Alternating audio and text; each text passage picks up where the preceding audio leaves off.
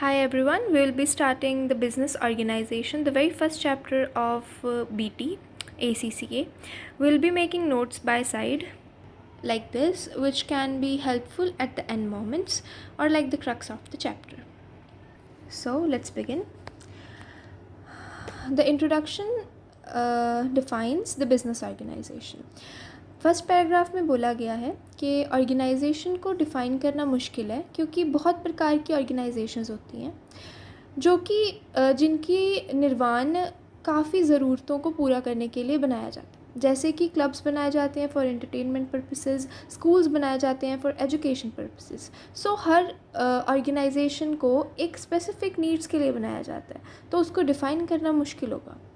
पर इन सब में एक कॉमन चीज़ होती है जिसको sorry if I pronounce it wrong, Buchanan and Huzienski, these are some authors. I think they have defined the business organizations, and they have given some common let's say characteristics of a business organization.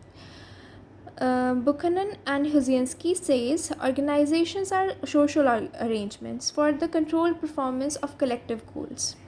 So we can write it down in our notes that there's a definition by these authors, and they say these things. They are social arrangements for the controlled performance of collective goals. There are three aspects: collective goals, social arrangements, and controlled performance. सबसे पहले collective goals.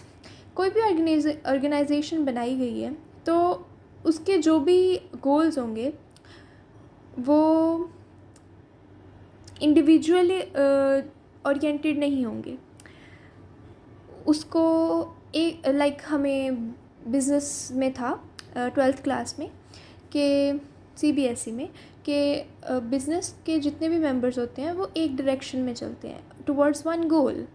सो यहाँ भी वही होगा कि जितने भी members हैं of an organisation, they will have collective goals and everyone will be directing towards that goal. It's a social arrangement. Social arrangements कैसे हैं? क्योंकि it's not a one man job, इसमें एक से ज़्यादा लोगों की ज़रूरत होती है।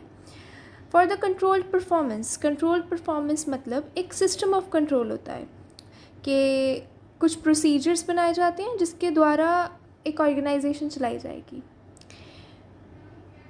a hard set of rules, like, and then they have collective goals, they have one objective towards which they work. Then it's not a one trader thing, it's an organization. So अगर हम इसमें से मोटा मोटा निकालें तो हमें कुछ characteristics मिलते हैं जो कि हैं social arrangements, controlled performance, collective goals, and it's not a one trader, it's an organization. और यहाँ पे कुछ एडिशनल दिया हुआ है और जिसमें भी इन्होंने यही समझाया है जो मैंने आपको ऊपर समझाया। अगर आप रीड करना चाहें तो आप वीडियो में से रीड कर सकते हैं पॉज करके। तो मैं आपको कुछ मोटा मोटा बता देती हूँ। सबसे पहले इन्होंने बोला है कलेक्टिव गोल्स। ऑर्गेनाइजेशंस डिफ़ाइन की जाती हैं उनके गोल्स या फिर ऑब्जेक्टिव्स के द्वारा।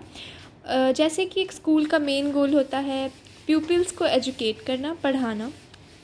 इसलिए स्कूल को ऑर्गेनाइज़ करने का तरीका कंपनी को चलाने के तरीके से अलग होगा क्योंकि दोनों के ऑब्जेक्टिव्स अलग हैं। जैसे कि स्कूल का ऑब्जेक्टिव है पढ़ाना और कंपनी का ऑब्जेक्टिव है प्रॉफिट्स बनाना, तो इनको रन करने का तरीका भी अलग होगा और इनके गोल्स भी अलग होंगे।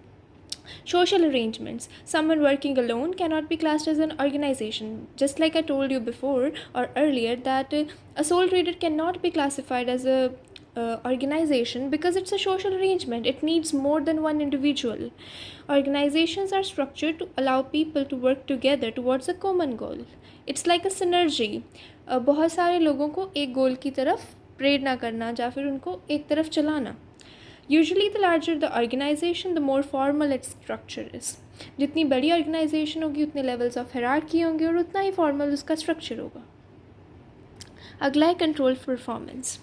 एक ऑर्गेनाइजेशन में कुछ सिस्टम्स होते हैं, कुछ प्रोसीजर्स होते हैं जिसके द्वारा गोल्स को अचीव किया जाएगा और एक कंट्रोल्ड हायरार्की होगी, चीज़ों को करने का कुछ तरीका होगा और परफॉर्मेंस कंट्रोल्ड होगी through the top level directors or anybody. It could involve sales targets, periodical assessing, etc. तो इन्होंने यहाँ पर भी वही एग्जांपल दी है फुटबॉल टीम की, कि फ़ुटबॉल टीम को हम ऑर्गेनाइजेशन डिस्क्राइब कर सकते हैं क्योंकि इसमें एक से ज़्यादा लोग होते हैं. सबसे पहले तो the team has an objective, इनका एक कलेक्टिव गोल है. To do their job properly, the members have to maintain an internal system of control. There's the control performance also. So you see all the characteristics we learned before. First, collective performance, then controlled performance, then social arrangement because it has more than one individual. Then each member of the team is a part of organizational structure and is skilled in a different task. The goalkeeper has more experience in stopping goals being scored than those in the forward line of the team. Her member के पास एक अपना skill है, उनके पास एक अपना different task है. In addition, there must be a team spirit so that everyone works together. Players are encouraged to do their best both on and off their fields. So इन्होंने एक example दी है और उसके द्वारा हमें सारे characteristics को explain किया. Next, test your understanding. Which of the following would be considered to be an organization according to the definition produced by Buchanan and Hoziensky? A sole trader. Like ये तो यहीं पे क्रॉस हो जाएगा क्योंकि हमने पीछे पढ़ा था कि एक सोशल अरेंजमेंट है, सोल ट्रेडर को हम नहीं गिनेंगे ऑर्गेनाइजेशन में. अ टेनिस क्लब, यस इनका एक कलेक्टिव गोल है और इसमें अरेंजमेंट है of more than one people. एक हॉस्पिटल, यस इनका एक ऑब्जेक्टिव गोल है, there is a controlled performance and there it is a social arrangement and it has a collective goal of providing health care. So second and third, so C option will be right. अगला है why do we need organisation. So it will be a header और a crux in our notes. So will write down by the subheading need. Organizations enable people to share skills and knowledge. This can enable people to perform tasks that they would be unable to achieve on their own. Knowledge can also be shared between all of the people within the organization.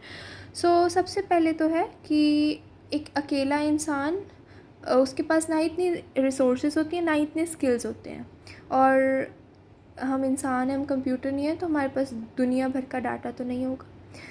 सो इसलिए जब एक से ज़्यादा लोग मिलकर काम करते हैं तो एक सिनर्जी बनती है, या फिर हम ये कह सकते हैं कि वहाँ पर नॉलेज पूल डाउन हो जाती है और स्किल्स शेयर किए जाते हैं जिससे बेटर रिजल्ट्स आएंगे जो एक इंसान खुद अपने दम पर नहीं अचीव कर सकता, वो एक कलेक्टिवली उनके साथ कर पाएगा. Next is specialisation. Individual workers can concentrate on a limited type of activity. This allows them to build up a greater level of skill and knowledge than they would have if they attempted to be good at everything. So वही है, अगर एक इंसान सारी चीज़ें करने लग जाए, marketing, production, manufacturing, then he'll never be specialized in something. It's like a concoction of a lot of things. He'll always be confused and there will be a lot of chaos. Neither वो एक specialise हो पाएगा किसी चीज़ में, ना ही उसको अच्छे से कर पाएगा, ना ही दूसरी चीज़ों को अच्छे से कर पाएगा. सो जब एक इंडिविजुअल वर्कर कंसंट्रेट करते हैं कुछ लिमिटेड एक्टिविटी पे जो उनको असाइन की जाती है through the control performance, like through their rules, और उनको जो भी काम मिलता है, तो वो उस चीज़ में स्पेशलाइज हो जाते हैं और शायद वो ज़्यादा स्किल और नॉलेज बिल्डअप कर सकें रादर देन जब वो हर चीज़ को करने का ट्राई करें. नेक्स्ट है पूल रिसोर्सेज. वही बात है कि अब अगर एक अकेला इंसान बिज़नेस चला रहा है तो उसके पास इतना ना ही मॉनेटरी रिसोर्सेज होंगी और ना ही कैपिटल होगी इतनी ज़्यादा. लैंड, लेबर इतना नहीं अरेंज कर पाएगा, इतनी रिसोर्सेज नहीं अरेंज कर पाएगा. चाहे वो मनी है, चाहे वो टाइम है, उसके पास इतना समय नहीं होगा कि वो हर चीज़ के ऊपर ध्यान दे सके, और ना ही उसके पास इतने पैसे होंगे कि वो हर चीज़ के ऊपर इन्वेस्ट कर सके. तो जब a lot of people gather together, it creates a pool of resources. जो रिज़ल्ट करता है सिनर्जी में। Well synergy is important and ये काफ़ी बार पेपर में आ चुका है एंड इसके रिलेटेड एग्ज़ाम किट में भी क्वेश्चन है, so make sure you write it down in your notes as well. Synergy की definition through the Google is to produce combined effect greater than sum of separate effects. मतलब इकट्ठे होकर एक ऐसा effect produce करना, इतना बड़ा इफ़ेक्ट हो कि वो इंडिविजुअल और सेपरेट इफ़ेक्ट से कहीं गुना ज़्यादा बड़ा और ग्रेटर हो। तो हम इसको अपने नोट्स में लिख लेंगे। हमें नीड्स होती है to share knowledge and skills, to specialise, to pool resources, ताकि हम सिनर्जी में रिज़ल्ट कर पाएँ।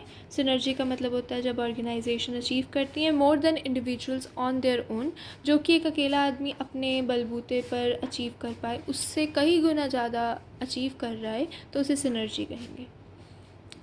Like producing a combined greater effect, जो सेपरेट इफ़ेक्ट्स के सम से कई गुना बड़ा होगा। नेक्स्ट आती है हमारी test your understanding 2। Daniel is organizing a social event. Which of the following would be benefits of him forming a committee to manage the planning process and the event itself? So उसको क्या फ़ायदे होंगे? वो एक social event बना रहा है, तो planning process to manage the planning process and the event itself. अगर वो अपने आप प्लान करेगा प्रोसेस को और इवेंट को ऑर्गेनाइज करेगा, तो उसको क्या फ़ायदे होंगे? Sorry, I think I misread the question, pardon me. Well, the question was saying कि डैनियल एक सोशल इवेंट ऑर्गेनाइज कर रहा है और उसको क्या फ़ायदा होगा एक कमेटी फॉर्म करने का, प्लानिंग प्रोसेस को टेकअप करने के लिए, या फिर प्लानिंग की जो प्रोसेस है उसको अंडरगो करने के लिए अगर वो एक कमेटी बना रहा है तो उसको उसके क्या फ़ायदे होंगे? बेसिकली नीड वाला ही पॉइंट आ रहा है यहाँ पे। First, it would help to overcome his limitations by bringing on board other people with different skills to him. इससे सबसे पहले तो उसकी जितनी भी खामियां हैं उसको ओवरकम कर लेगा by bringing on board other people with different skills to him. जो लोगों के पास एक नॉलेज है जो उसको एडवांटेज दे सकती है और उसकी जो लिमिटेशंस है उसको कवर कर सकती है। वही हमारा फर्स्ट पॉइंट आ जाता है कि एक इंसान के पास इतनी स्किल्स और नॉलेज नहीं होती हैं जो इतना वो अपने आप से अचीव कर पाए, तो उसे हमेशा शेयर करने की ज़रूरत होती है knowledge between all the peoples of the organisation. So this point is right. It would save time through the joint efforts of everyone on the committee. ये समा बचाएगा क्योंकि सब इकट्ठे मिलके काम करेंगे और जॉइंट एफर्ट्स होंगे एक गोल की तरफ। वही बात है कि पूल रिसोर्सेज वाला पॉइंट आ जाता है कि एक अकेले आदमी के पास इतना टाइम नहीं होता, तो टाइमली एक तो कमेटी बनाने से, जॉइंट एफर्ट से उसे प्लानिंग प्रोसेस में एड मिलेगी। It will help to satisfy Daniel's social needs. Social needs, now what are the social needs? आपने मैस्लो की थ्योरी पढ़ी होगी, उसमें सोशल नीड्स थी। सोशल नीड्स एक फंडामेंटल ह्यूमन की रिक्वायरमेंट होती है इंटरपर्सनल कनेक्शंस की। जब a lot of people will come together to form a committee basically, he will build connections, there will be emotional support and a sense of belonging which is a social need. तो ये भी point सही हुआ कि Daniel की social need satisfy हो रही है कमेटी फॉर्म करने से। All members of the committee would have to be skilled in all aspects of managing the social event. Well, it contradicts our specialization point. हमने ऊपर पढ़ा था कि जब हम different people को assign करते हैं वर्क, तो वो उस चीज़ में स्पेशलाइज्ड हो जाते हैं, जिससे लाइक अगर हम हर चीज़ को करने की कोशिश करें तो हम उतने अच्छे से नहीं कर पाएंगे, बट अगर हम एक इंसान को एक काम दें तो उसमें स्पेशलाइज हो जाएगा। तो इन्होंने यहाँ पे बोला है कि all members of the committee, जितने भी मेंबर्स हैं उनको ज़रूरी है स्किल्ड होना हर एस्पेक्ट्स ऑफ सोशल इवेंट को मैनेज करने में। मतलब उनको बेसिकली हर स्किल आना ज़रूरी है, विच इज़ नॉट नेसेसरी, क्योंकि कमेटी फॉर्म करने का पर्पस ही ये होगा कि हमें शेयर करनी है अपनी स्किल्स एंड नॉलेज। कोई भी इंसान सब कुछ नहीं कर सकता, मल्टीटास्किंग नहीं कर सकता. He will not be good at everything. So now comes different types of organization, which is the second part of our chapter. इसके हम नोट्स बनाएंगे क्योंकि ये इम्पॉर्टेंट है और ये भी एग्ज़ाम पॉइंट ऑफ व्यू से ज़रूरी है. First is commercial versus not for profit. I think name itself suggests that commercial or corporate sector aims at profit maximization. So जितने भी commercial sectors होंगे वो profit seeking organizations होंगे और उनका main objective होगा उनकी ऑनर्स की वेल्थ को मैक्सिमाइज़ करना. ऑनर्स कौन है अब यहाँ पे? शेयर होल्डर्स जो पैसा इन्वेस्ट कर रहे हैं.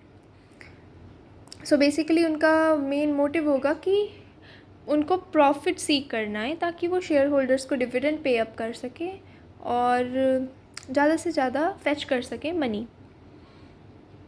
अब कमर्शियल में या फिर प्रॉफिट सीकिंग ऑर्गेनाइजेशंस में कौन कौन से टाइप्स की या फिर फॉर्म्स आती हैं जो लोग प्रॉफिट मैक्सिमाइजेशन के ऊपर फोकस करते हैं. सबसे पहले तो हम अपने नोट्स में लिख लेंगे commercial profit seeking objective is maximising wealth of their honours.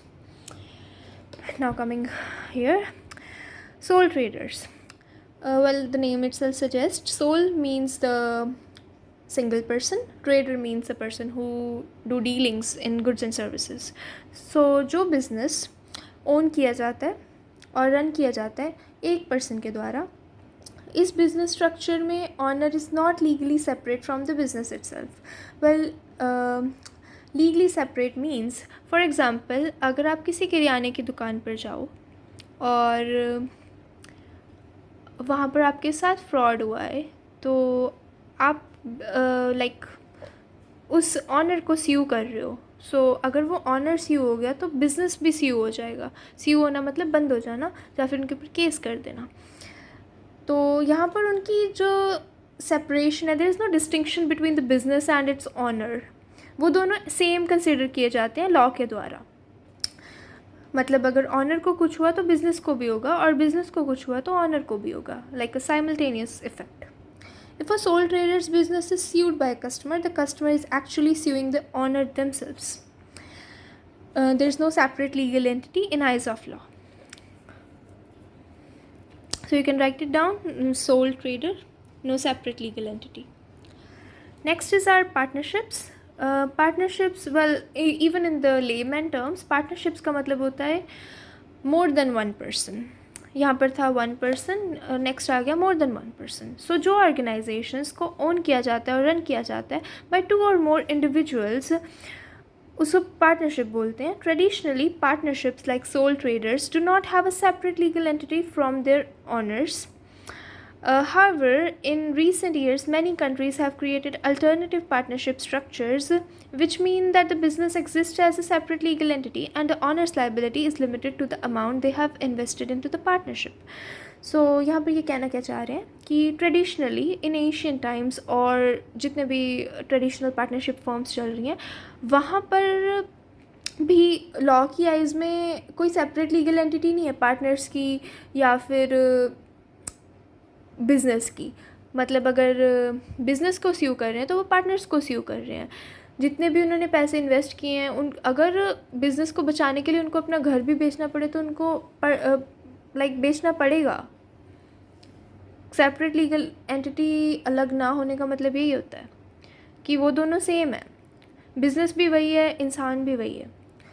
पर रीसेंट ईयर्स में एवोल्यूशन हुई है और पार्टनरशिप्स को ब्रॉडली कैटेगराइज कर दिया गया LLPs में.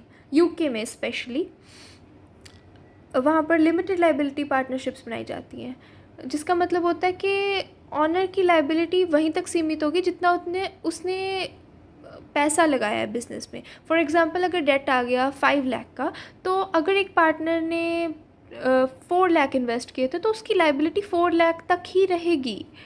बट अगर हम पार्टनरशिप में देखें, ये मैंने आपको LLP का बताया, अगर हम पार्टनरशिप में देखें तो अगर उसने चाहे 3 लाख इन्वेस्ट किया है बिज़नेस में, अगर डेट 5 लाख का आ गया तो उसको कहीं से भी 2 लाख अरेंज करने पड़ेंगे अपने डेट को पूरा करने के लिए.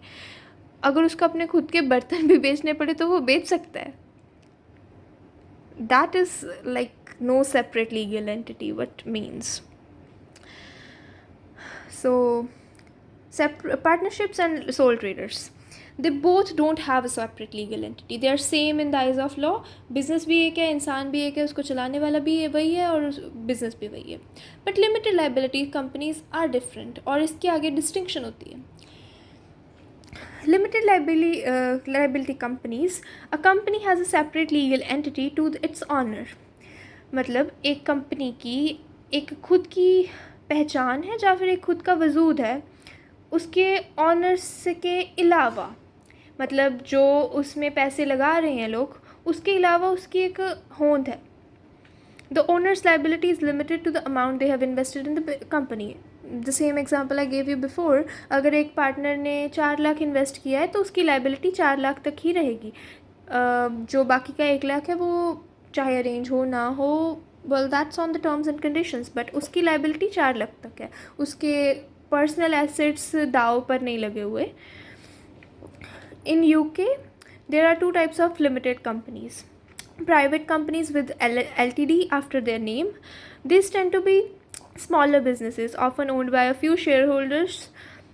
Shares cannot be offered to the general public. Private limited companies में shares को public में issue नहीं किया जाता. जो लोग कंपनी चला रहे हैं सिर्फ वही पैसा इन्वेस्ट कर रहे हैं, वही पैसे को यूज़ कर रहे हैं, and everything is between them like a private firm. You know there is no like intervention of public into it. इसका एक पहचान ये है कि इनके नेम के पीछे LTD लगाया जाता है, like suffix I think.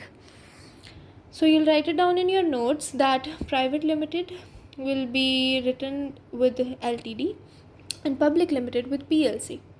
Shares are not issued to the general public. There are few shareholders. कुछ मुट्ठी भर लोग होते हैं जो चला रहे हैं इस कंपनीज को, और there is no intervention of any external party or any public into it.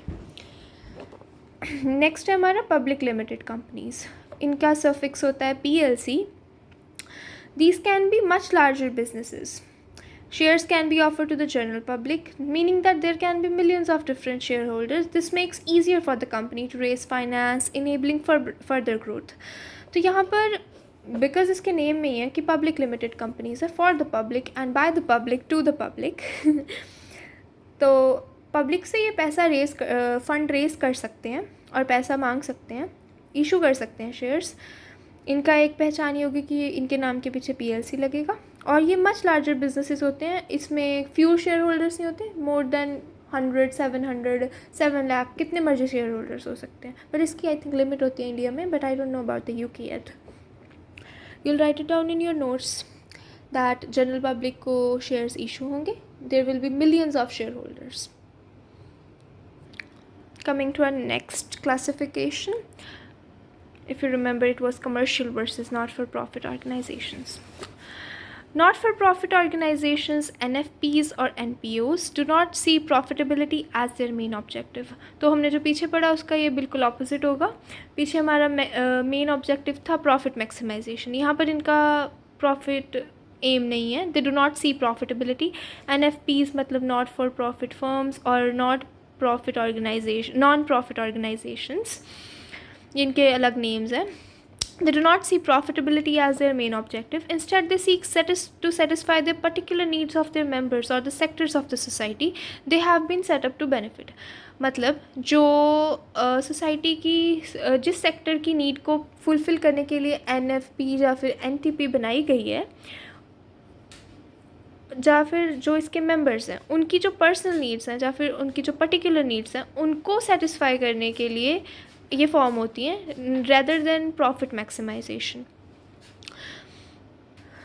इसको भी हम अपने नोट्स में लिख लेंगे. नॉट फॉर प्रॉफिट ऑर्गेनाइजेशंस और non profit organisation seek to satisfy particular needs of their members और the sectors of the society they have been set up to benefit. इसकी 5 एग्जांपल्स हो गई. Schools, hospitals, charities, clubs, government departments and agencies.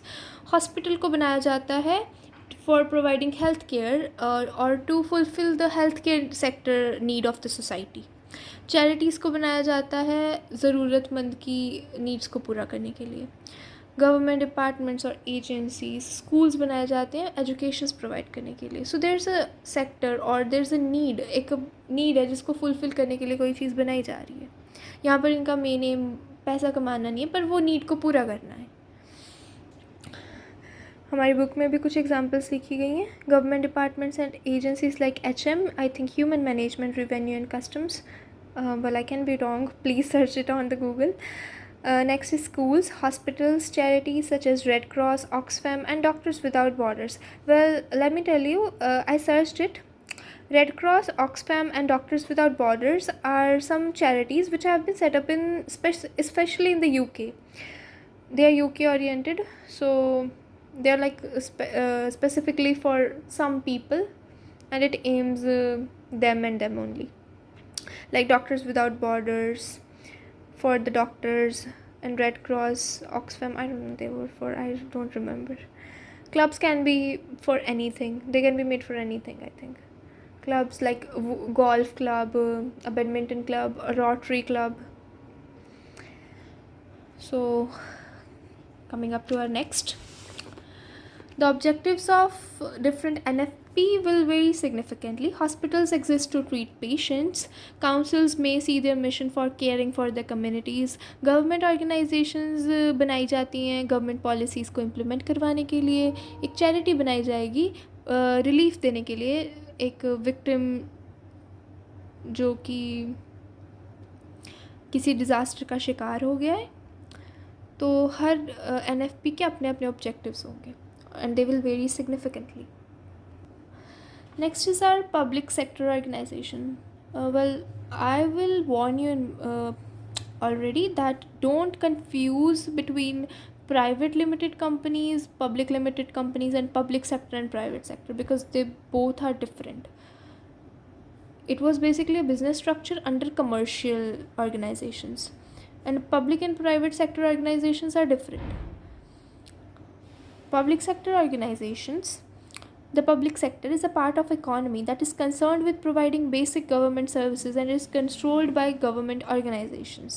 तो public sector organizations को इन्होंने classify किया है वो organizations जो economy का part होती हैं, जो कि गवर्नमेंट की सहूलताएँ या फिर उनकी सर्विसेज को प्रोवाइड करने के लिए बनाई जाती हैं, और इनको ओन और रन किया जाता है mainly by the government.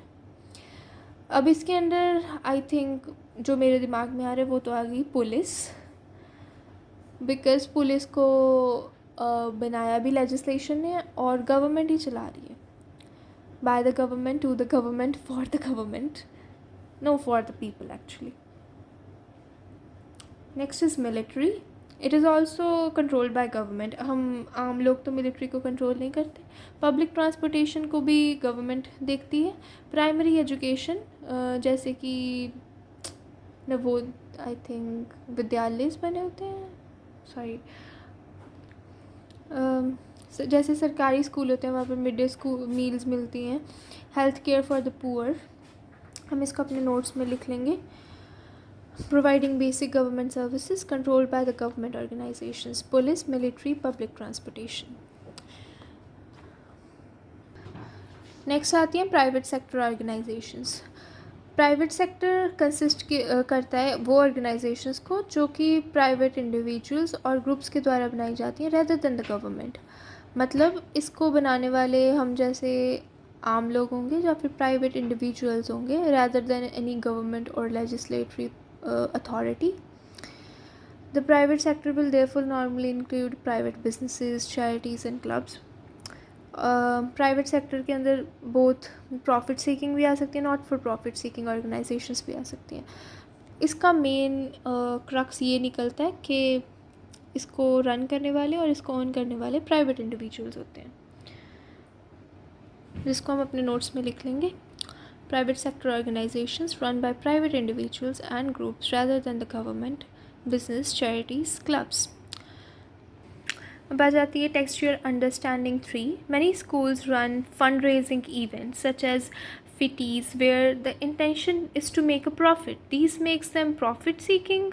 Is this statement true or false? It is false because हमने पीछे पढ़ा था कि schools एक not for profit organization है. ये बनाई जाती हैं to satisfy particular need of the members और the sector of society set up to the benefit. जिस सेक्टर ऑफ सोसाइटी की नीड को पूरी करने के लिए इनको बनाया जा रहा है, उनका बेनिफिट करने के लिए ही इनका मेन एम होता है। तो अगर उन्होंने एक इवेंट को रेज़ करने के लिए कुछ फंड्स मांग लिए या फिर कुछ इवेंट बना दिया to raise funds, it doesn't make them profit seeking. Next is not non government organizations. Well, the name itself suggests they are not linked to the government. Profit is not their goal. You should not mistook it with the not-for-profit or non-profit organizations. There's a thin distinction between them. A non-government organization is the one which doesn't have profit as its primary goal and is not directly linked to the national government. ये national government के साथ नहीं linked होगी और इसका profit main goal ही होगा, जिसको हमने अपने notes में लिख लेंगे। यहाँ पे national government कर लेना और profit maximization नहीं है goal, ये लिख लेना। NGOs often promote political, social or environmental change within the countries they operate. इनका मेन एम होता है पॉलिटिकल, सोशल या फिर कुछ एनवायरमेंटल रेवोल्यूशन और चेंज लेके आना। जैसे कि इंडिया में एक सेंचुरी बनाई गई है एनिमल्स को प्रोटेक्ट करने के लिए। That is not made by government, it was made by a private individual. I think one of the Ambani's family son has made it to protect the animals. So they are not directly linked to the national government और यहाँ पे वो profit भी नहीं कमाना चाह रहे। इनका बेसिक एम यही होगा कि पॉलिटिकल, सोशल और एनवायरमेंटल चेंज लेके आना इकोनॉमी में या फिर जो भी कंट्रीज़ में वो ऑपरेट कर रही हैं। नेक्स्ट आ जाती हैं cooperatives.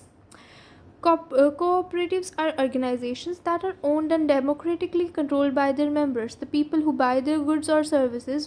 Each member usually gets a single vote on key decisions, unlike companies where shareholders get one vote for each share that they own.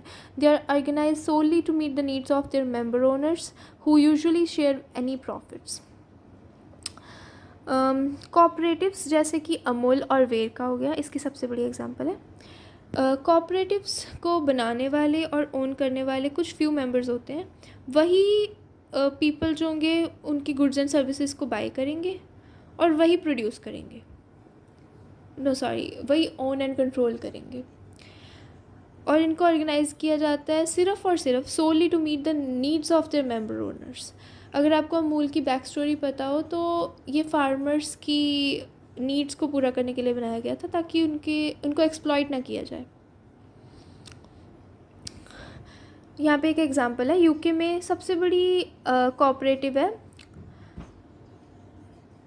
It's a cooperative group which has 5.5 million members and operates in diverse markets such as banking, travel and groceries. कुछ लोगों ने इसको बनाया to meet there needs और वही लोग उसके अंदर डील करते हैं। 5.5 million members, I mean that's a huge amount to say. यहाँ पे हमारी बिजनेस स्ट्रक्चर्स एंड हो जाते हैं, I think, yes, sorry. Next आ जाता है test your understanding 4। Which of the following are usually seen as the primary objectives of the companies to maximize the wealth of their shareholders, to protect the environment, to make a profit. यहाँ पे इन्होंने हमें कुछ नहीं बताया public company, private company, तो हम general public company consider करेंगे। तो पब्लिक कंपनी का गोल क्या था? उनकी शेयर होल्डर्स की वेल्थ को मैक्सिमाइज़ करना, to make a profit. Environment को प्रोटेक्ट करना या फिर प्रमोट करना NGOs का काम था। तो यहाँ पे हो गया first and second, third only, sorry. Test your understanding 5। Which of the following organization is most likely to be classified as a part of public sector? Now let's remind public sector क्या था? Public sector organizations were the organizations, public sector वो organizations थी जिनको own and control किया जाता था government के द्वारा। सबसे पहला ऑप्शन है चैरिटी। चैरिटी प्राइवेट में भी आ सकता है आई थिंक, और Charity can also fall under, I think, the group of, sorry, not for profit organizations. A social club, कोई सोशल क्लब है वो भी नॉट फॉर प्रॉफिट हो सकता है या फिर प्राइवेट हो सकता है. इट्स नॉट नेसेसरी कि वो गवर्नमेंट के द्वारा ही बनाया गया हो, और गवर्नमेंट रेयरली चैरिटी करती है. A public limited company, well इन्होंने खुद ही बता दिया. I told you earlier, public sector or public limited company are different. A public limited company is a company which has PLC in their name, and these can be much larger businesses.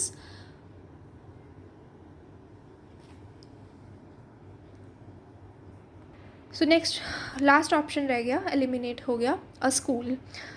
एक school है, एक सरकारी school हो सकता है जिसको public sector owner run किया जा रहा हो गवर्नमेंट के द्वारा. ये दो टॉपिक्स ज़रूरी नहीं है, but for like knowledge purposes we will read it.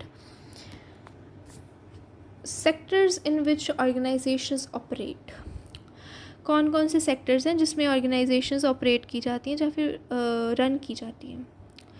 Agriculture, mining, जैसे हमें पहले था प्राइमरी, टर्शरी एंड सेकेंडरी, यहाँ पे 6 क्लासिफिकेशन दे दी इन्होंने.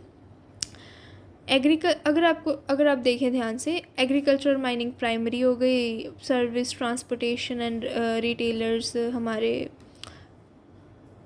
सॉरी, माइनिंग सेकेंडरी हो गई, और ये सारे हमारे उसमें आ गए टर्शरी में. A further difference between organization is the market in which they operate. There are large number of different sectors which include agriculture sector. Agriculture sector का main goal होता है production, processing and packaging of foodstuffs. Mining, extraction and processing of minerals. Finance, investment, bank से fund raise करना, lend करना, money arrange करना. Retailers, sale of goods produced by manufacturers to the consumers, middleman का काम करना. Service, production of intangible goods and services. Services like patent registration, they are intangible goods, तो उनका production कर रहे हैं. Transportation, movement of goods between locations. This is not an exhaustive list, but it should give you some idea of the wide range of activities that support organizations. ये कोई exhaustive list नहीं है जिसमें complete and her sector को include किया हो, पर ये एक हमें आइडिया देती है कि कौन कौन सी एक्टिविटीज़ हो सकती हैं एक ऑर्गेनाइजेशन. नेक्स्ट आ जाती है हमारी समरी. ये कुछ कैरेक्टरिस्टिक्स दिए हुए हैं इन्होंने कि क्या डिफरेंसेस हो सकते हैं डिफरेंट टाइप्स ऑफ ऑर्गेनाइजेशन में. These include but are not limited to, again it's not exhaustive, इसमें और चीज़ें भी इंक्लूड हो सकती हैं. सबसे पहले ऑनरशिप, जैसे कि प्राइवेट सेक्टर ऑर्गेनाइजेशंस को प्राइवेट ऑनर्स करते हैं और पब्लिक सेक्टर्स को उसके शेयर होल्डर्स कंट्रोल करते हैं या फिर गवर्नमेंट कंट्रोल करती है. ऑब्जेक्टिव्स डिफरेंट हो सकते हैं, लाइक स्कूल का ऑब्जेक्टिव होता है पढ़ाना और चैरिटीज़ का होता है to provide relief to the victims. Activities different हो सकती हैं, एग्रीकल्चर एक्टिविटीज़ हो सकती हैं, माइनिंग एक्टिविटीज़ हो सकती हैं एक ऑर्गेनाइजेशन की. सोर्सेज ऑफ फंडिंग डिफरेंट हो सकते हैं, कोई डिबेंचर्स इशू कर रहे हैं, कोई शेयर्स इशू कर रहे हैं, कोई बैंक के द्वारा लोन ले रहे हैं, और कई अपना खुद की कैपिटल लगा रहे हैं लाइक प्राइवेट सेक्टर में. Size, organizations vary in size from large multinational companies to small businesses owned and run by small number of people. Large scale पे भी ऑपरेट हो सकती हैं, small scale पे भी ऑपरेट हो सकती हैं. Well, these are some characteristics if you ask me. For a crux. Liability, the owners of sole traders or partnerships are liable for any losses for their businesses make. Liability की distinctions होती हैं, like हमने पीछे पढ़ा था कि soul trader और partnership दोनों they do not have a separate legal entity, they are same in the eyes of law. So वहाँ पे अनलिमिटेड लाइबिलिटी है, पर LLPs की लाइबिलिटी लिमिटेड है, सोल ट्रेडर और पार्टनरशिप की लाइबिलिटी अनलिमिटेड है. तो लाइबिलिटी के अंदर एक डिस्टिंक्शन हो सकती है. In spite of these differences, the different type of organizations often face similar issues to each other. For instance, most of the employees that need to be motivated, many organizations will need to design strategies for the future. Despite इनके अंदर बहुत ज़्यादा differences हैं, पर similar issues face करती हैं organisations, जैसे कि एम्प्लॉयज़ को मोटिवेशन की ज़रूरत पड़ती है और स्ट्रेटजीज़ बनानी पड़ती हैं फ्यूचर में सक्सेस और ग्रोथ के लिए. टू इंश्योर कि सिस्टम्स बनाने पड़ते हैं ताकि ट्रांजैक्शंस अच्छे से रिकॉर्ड हो रही हैं, इसका फॉलोअप हो. It is these common issues that we are going to examine in more detail in the coming chapters. Thank you for now. Let me know you want me to